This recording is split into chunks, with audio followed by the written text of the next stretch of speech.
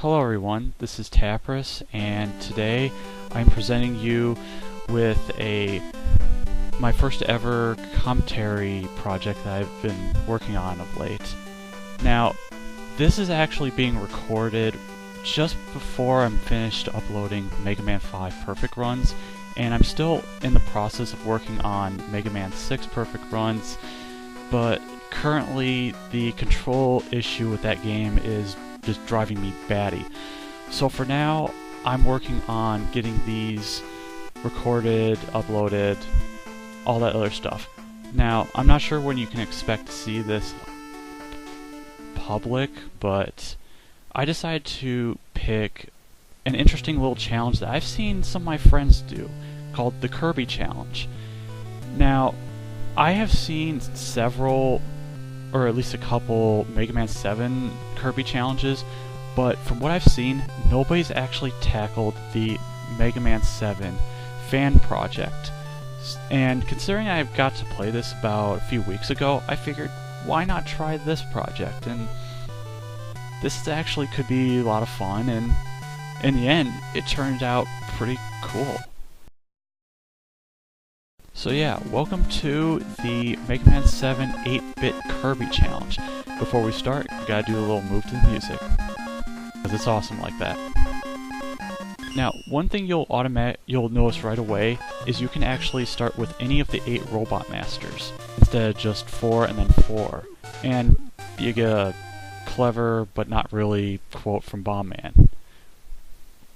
Who knows, maybe he likes partying with Bomberman and Bombman, because they're cool, because they love explosions like that. So I should probably go about the rules for this challenge in case you're unfamiliar with them. Basically, you have to start with one weapon and you have to go through the entire stage with it from beginning to end. When you defeat a Robot Master, you then have to use that weapon for whatever the next stage is until you beat that next Robot Master. Or you can use it for item hunting, which you will see me do in this playthrough. I can at least assure you that.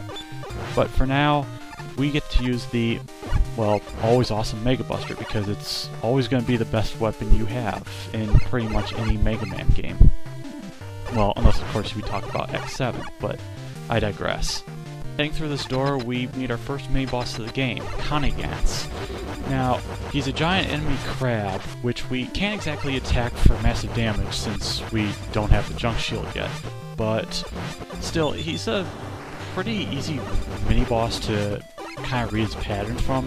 You just jump over his energy beams, slide under him, pop his bubbles, and slide under when he does his rushing attack.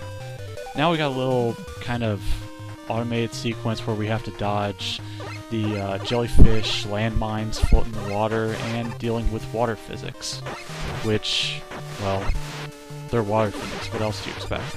Now, another thing I should address is that while I do say that I can only use one weapon during a given stage, there are cases where I'm going to be forced to use Rush Coil, maybe even Rush Jet later on.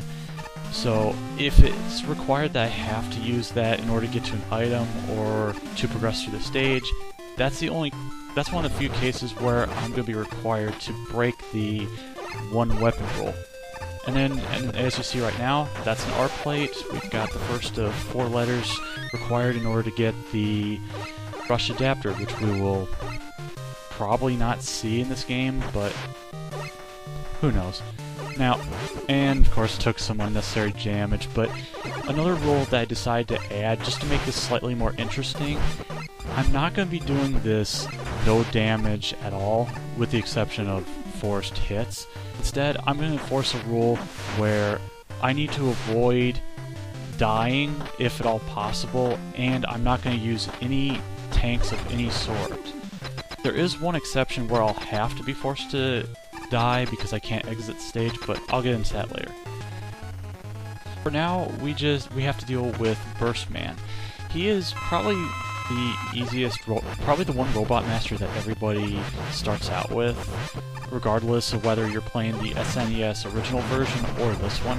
But if anything, he does have a slightly different pattern from the original. Usually he starts with shooting out 3 bubbles from the top of his head, kind of like that, which, making any contact with them will send you ricocheting all over the room. Next, he would send bubbles from the bottom of the screen that'll lift you up into the spikes, hopefully to kill you instantly. In this case, those bubbles actually seem to home in on you more, unlike the randomness of the SNES version. After that, he uses these his danger wrap, which, if you touch, it'll send you into the towards the spikes, which you can just easily deal with by sliding before you touch the spikes, and it'll pop the bubble. But again, he's real easy, and he can't really hurt you directly except for exploding bombs. So yeah. So with that, we get our first weapon, the danger wrap, and kind of new to this game, or a difference between the original, is you get a weapon demo, kind of like in Mega Man 6.